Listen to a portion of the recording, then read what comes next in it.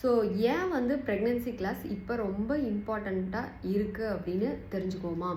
இப்போ பார்த்தீங்க அப்படின்னா, ஒரு ப்ரெக்னென்சி காலம் அப்படிங்கிறது ஒரு குழந்தையோட முழு ஆயுள் காலத்தையே தீர்மானிக்கும் அப்படின்னு சொன்னால் உங்களால் நம்ப முடியுதா? அந்த காலத்தில் ப்ரெக்னென்சி விமனுக்கு பார்த்து பார்த்து பார்த்து எல்லா சடங்குகள் அப்படிங்கிற பேரில் எல்லா விஷயங்களும் கரெக்டாக பண்ணாங்க.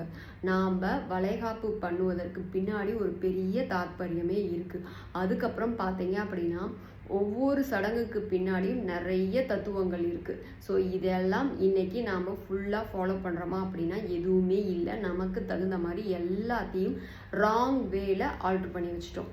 சரி, ஓகே. ஸோ அப்போ அந்த அம்மாவாவது ஒரு நல்ல மனநிலையில் தன்னோட பிரசவத்துக்கு ரெடி ஆகிறாங்களா அப்படின்னா சுத்தமாக இல்லை. அதற்கு பதிலாக ரொம்ப ரொம்ப மெக்கானிக்கலாக மனநிலையை டிஸ்டர்ப் பண்ணுறது, அதுக்கப்புறம் உடம்பை சேர்த்து டிஸ்டர்ப் பண்ணுறது அப்படின்னு எல்லா வேலைகளையும் செய்கிறாங்க.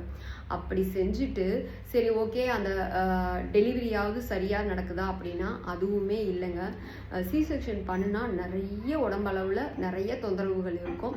ஸோ அந்த கொடுமைக்கும் அவங்க வந்து எப்படின்னா ஆளாகிடுறாங்க.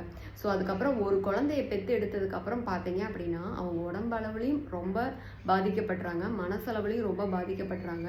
அதுக்கப்புறம் என்ன ஆகுது அப்படின்னா ஒரு 2வது குழந்தைய பிளான் பண்ணணும் அப்படின்னு சொன்னாலே எல்லா பெண்களும் அலறி அடிக்கிறதுக்கு காரணமே அதுதான். அவங்களுக்கு நடக்கிற மிகப்பெரிய அந்த லேபரில் நடக்கிற கொடுமைகள் தான் அப்படின்னு சொல்லணும்.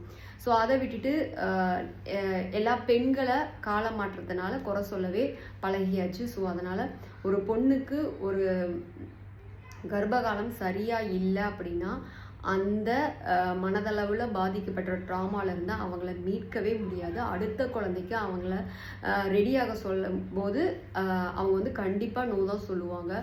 ஸோ அதை வச்சே தெரிஞ்சுக்கலாம் அவங்களுக்கு அந்த கர்ப்ப காலமும் அந்த டெலிவரியும் எவ்வளோ ரொம்ப மோசமான எக்ஸ்பீரியன்ஸை கொடுத்துச்சு அப்படிங்கிறது. தேங்க்யூ.